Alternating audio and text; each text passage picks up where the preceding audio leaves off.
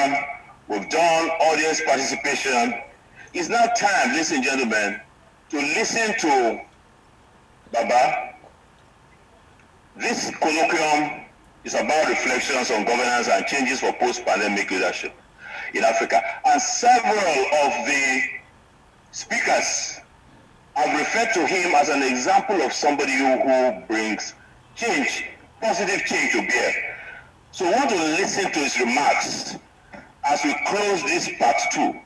The part 3, as we said, is the jolly part, where we'll do the celebration of Baba at 84. Your Excellency, it's my pleasure to invite you to give your remarks on the program.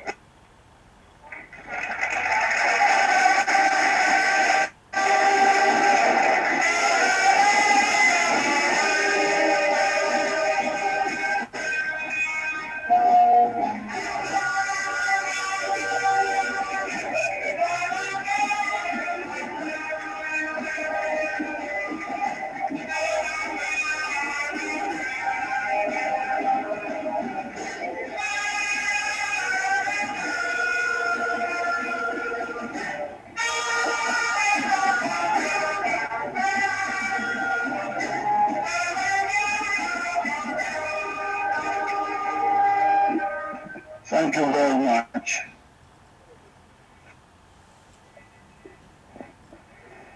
My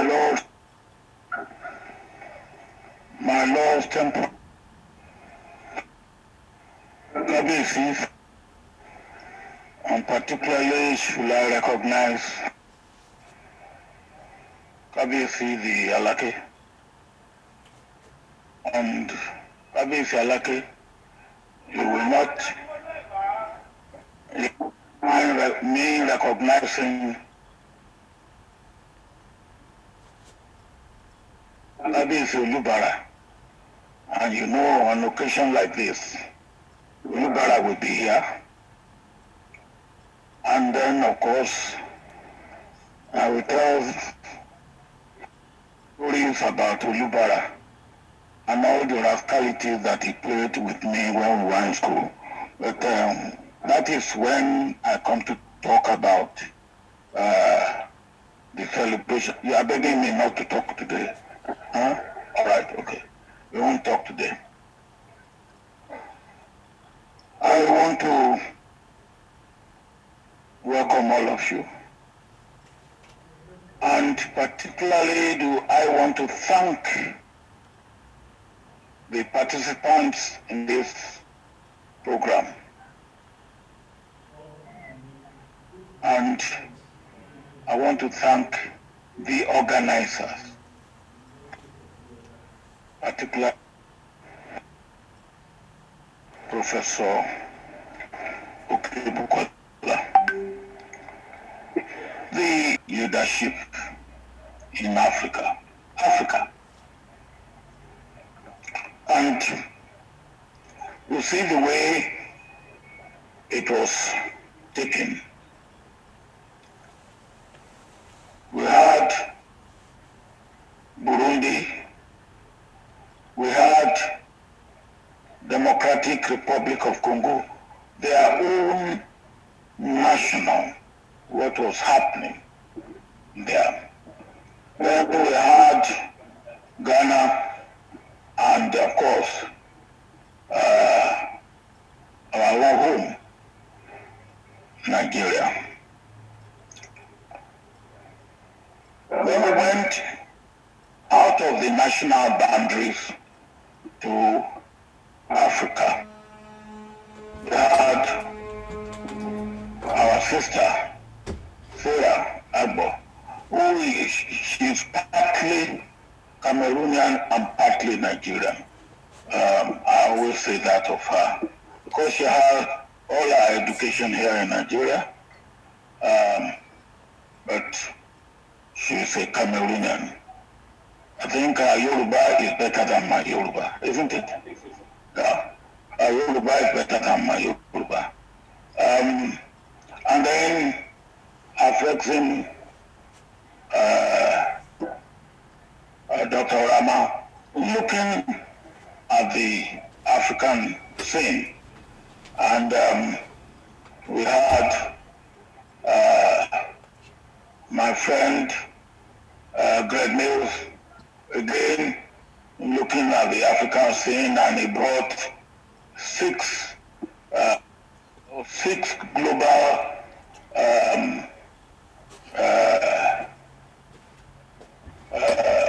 areas of global effect. Then he had 6 questions and he gave 6 answers. And then after we have looked at the African scene, which is really the what we are worried about, we look at the European. What lessons can we learn?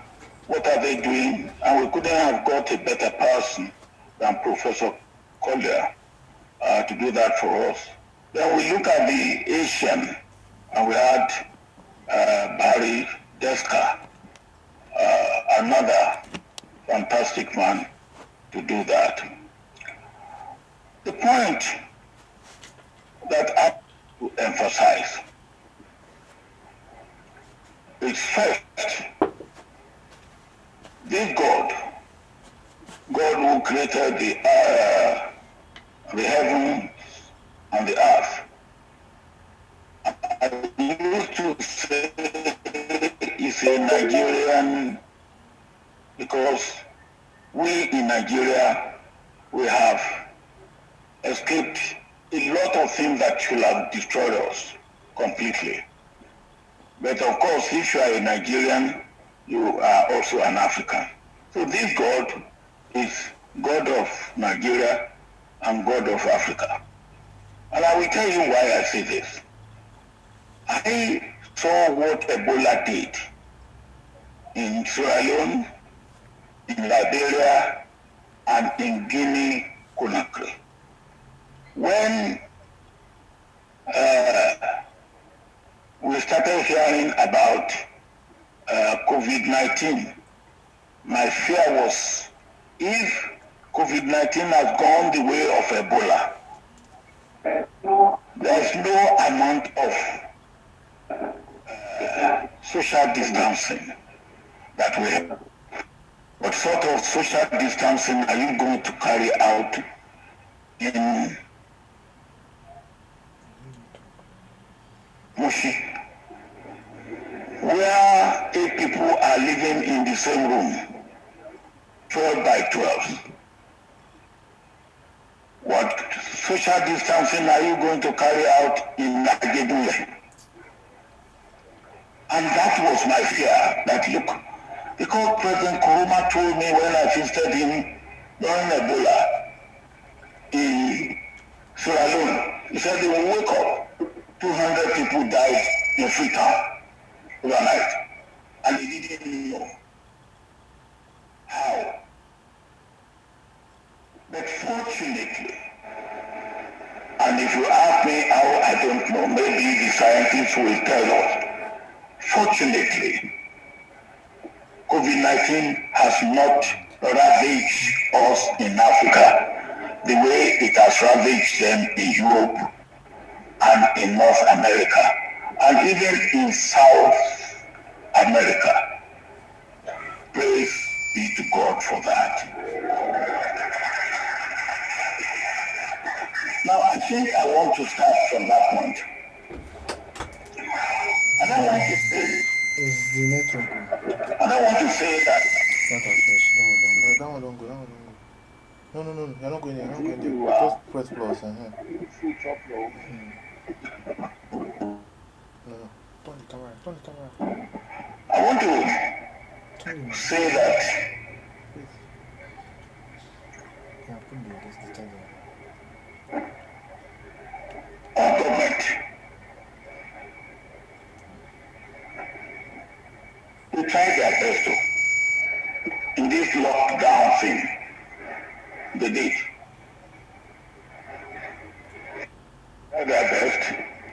I think we should, all of them, state level, at the federal level, they tried their best. In addition to the fact that God protected us, some people said it's because of our heat, some people said it's because of our DNA, whatever it is, God did his work, and the governments in Nigeria did their best. We have lost a number of people, but it could have been much worse. Now that we are where we are, what lessons can we learn?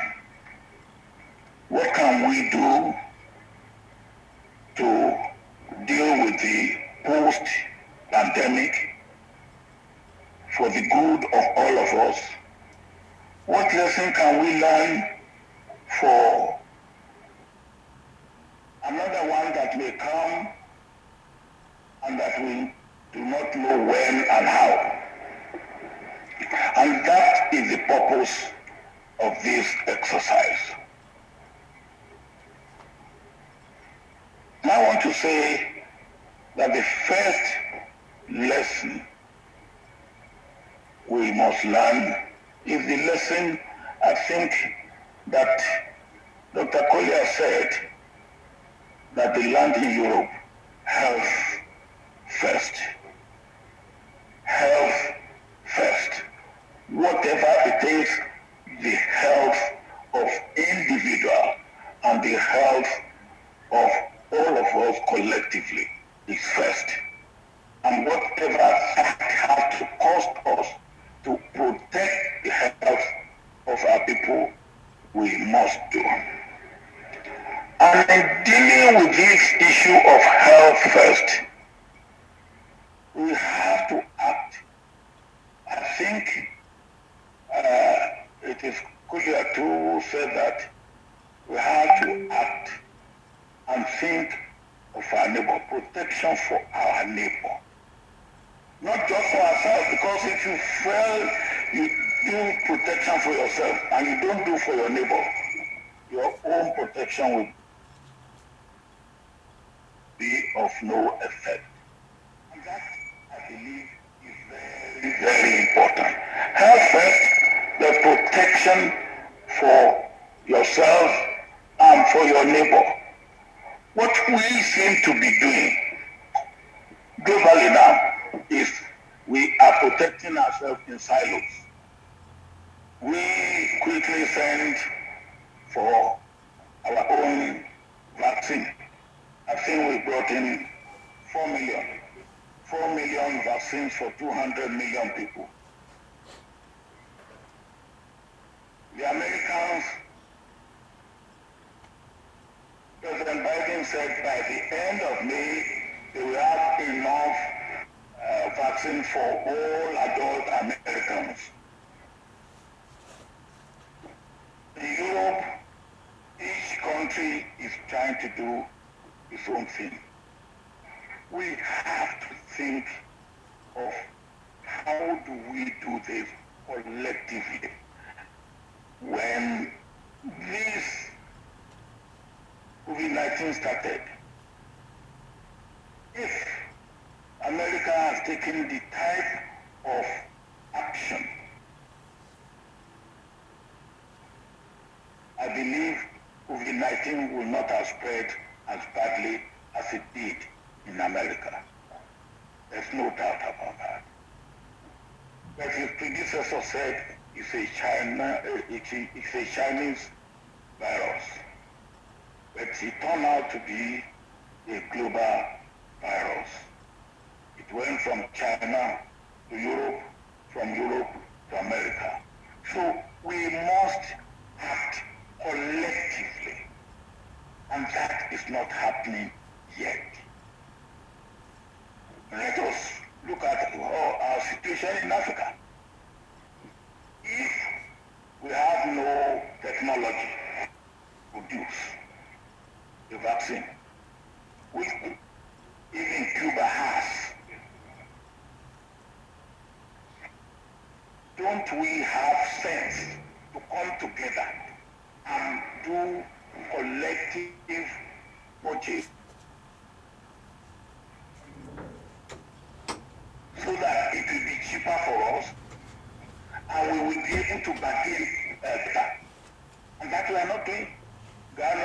rush to one producer and get its own.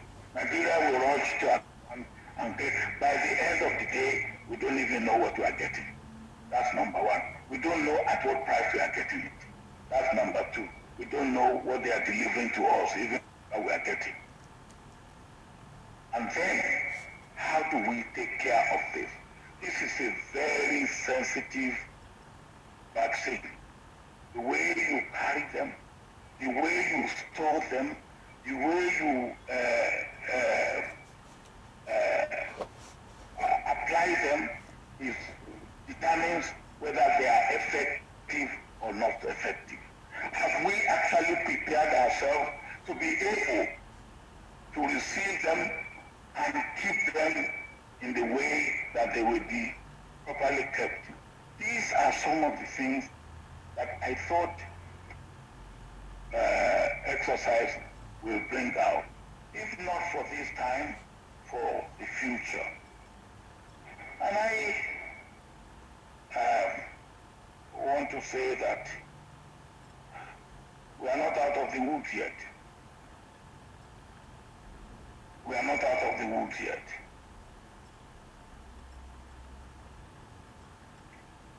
Even when it goes down, we do not know.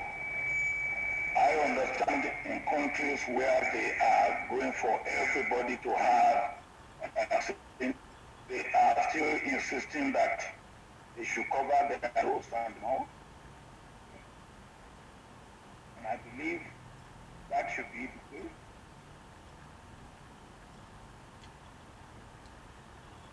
If when I do, you can't hear me, please. It is important. It is very, very important that we do all those things, even when you have got vaccine. It will surprise you that I was tested positive.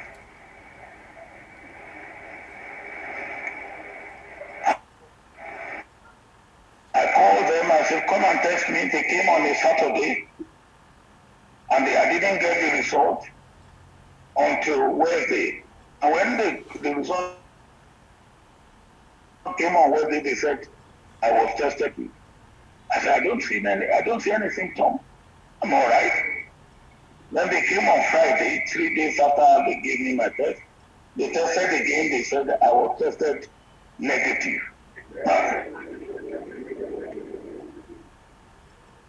3 days after they gave me, so my daughter Yabo is an epidemiologist. And I called her, Yabo, I had this on it. He said, Daddy, maybe they tested you at the later stage of your being positive. I said, yeah, but I didn't have any symptom. Oh, he said, well, it could be a fault result, a faulty result. So it is possible. But I was tested positive. But since then, I've been tested 3 times negative. So if you want to come near me, you can come near me.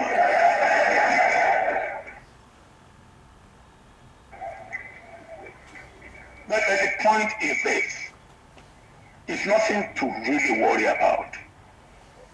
I said, when I was tested positive in my household, I said, look, just stay in your own place and let me stay in my own place. And I believe in MMG. And they say, what is MMG? I said, my mind, and my mind does not tell me that I have got something that will kill me. So, and if my mind doesn't tell me that I've got something that will kill me, I am 1/3 safe. I said, the second M, because when I was talking, when I mentioned MMG to Kabesi, a military man like you and me, he said medium machine gun. I said, no. I said, no. I said, the second M is medication. Whatever you have and they have their medication. Use your medication as you believe you should use it. I have medication I use. Agbo. Because a Nobel Prize winner in medicine was the one who told me that Agbo should not be ignored. We met and I was talking to him. I said, look, this Agbo and this Agbo that we have. And he said, well, what are you saying? I said, I don't know their effectiveness. He said, look, 80% of the drugs you buy in the pharmacy have their origin Agbo, and your Agbo have their. So whatever is it, and the Agbo may not cure, but it may boost your immunity. And that was the second thing that Professor Hayat told me. Professor Hayat said, every living thing has built into it process of healing.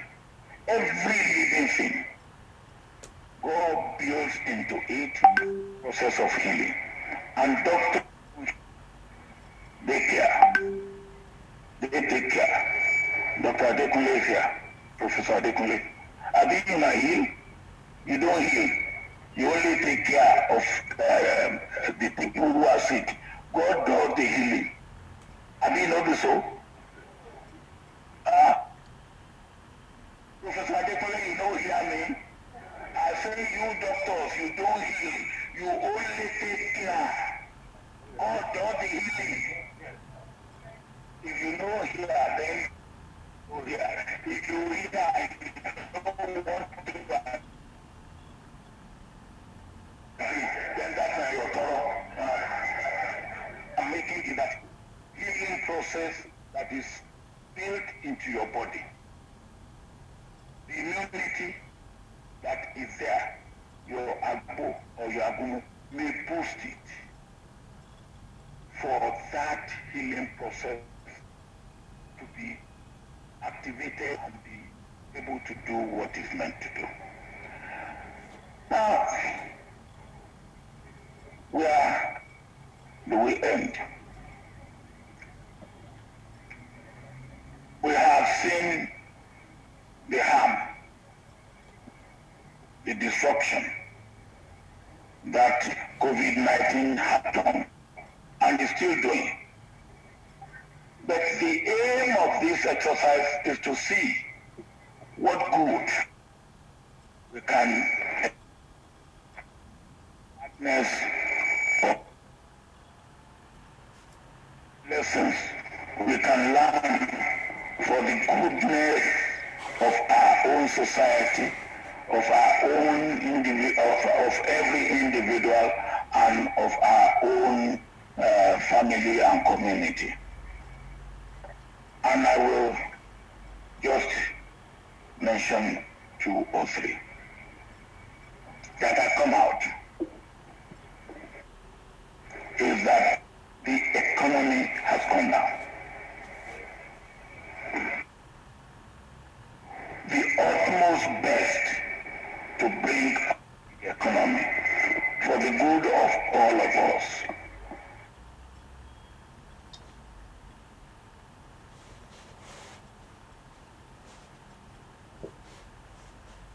Said, growing at the rate is how to make African population an asset rather than a liability. And we can. When that report is launched, you will see it. We can. And we not only we can, we must. The population doesn't necessarily have to be a liability.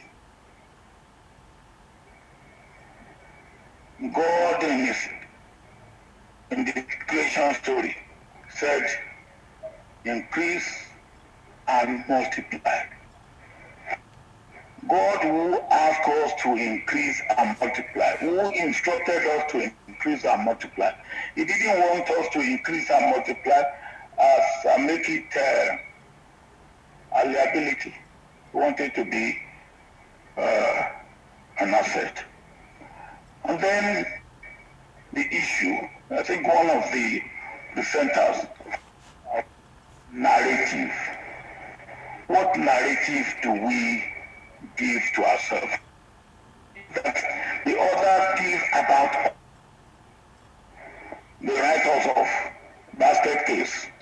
Are we a basket case? I don't believe we are. Should we be a basket case? I don't believe we should be. And if we will not be a basket case, we should be the one giving the narrative about ourselves. I have stopped talking about African poverty because that's not anything new to anybody. African poverty, African poverty.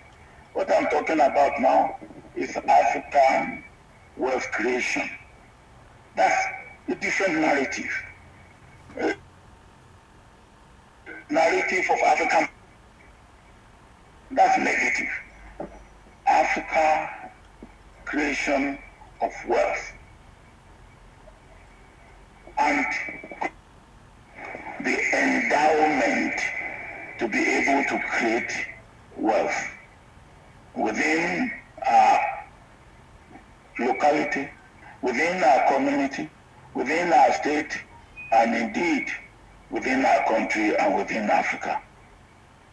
What we make of it depends on us. God has done the best for us. Thank you.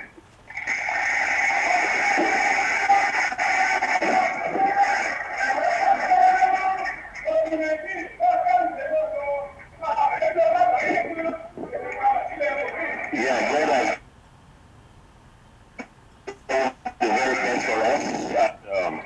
We like to thank His Excellency President Olusegun for the remarks.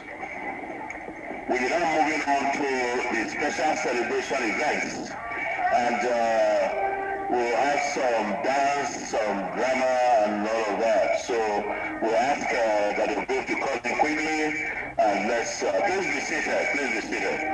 We're going to wrap up everything at 1 o'clock. That's about 30.